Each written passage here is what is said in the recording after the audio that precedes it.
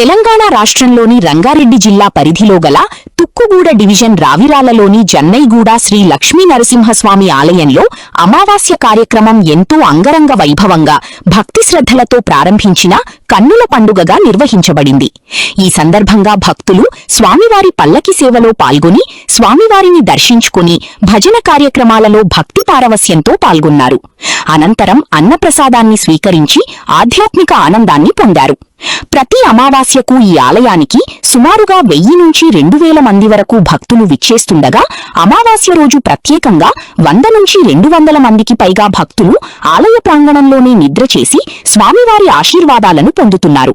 అలాగే సుమారు 10 గ్రామాల నుంచి వచ్చిన భజన కళాకారులు భజన కార్యక్రమాలలో పాల్గొని స్వామివారి కృపకు పాత్రులవుతున్నారు. ఎంతో ప్రసిద్ధిగాంచిన ఈ జన్నైగూడ శ్రీ లక్ష్మీ నరసింహస్వామి ఆలయాన్ని అమావాస్య రోజు దర్శించుకుని ఆలయంలో నిద్ర చేస్తే విశేష పుణ్యం లభిస్తుందని భక్తుల విశ్వాసం.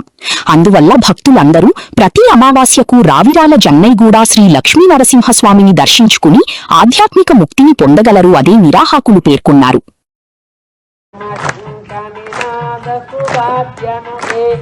वेद पुराण इतिहास सुमोदित वैदिक मार्ग प्रदर्शयुगे जय जय हे मधुसूदन नरसिंह जय लक्ष्मी नरसिंह जय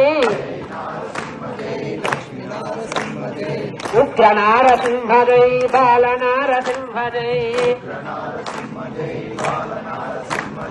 जय नरसिंह जय लक्ष्मी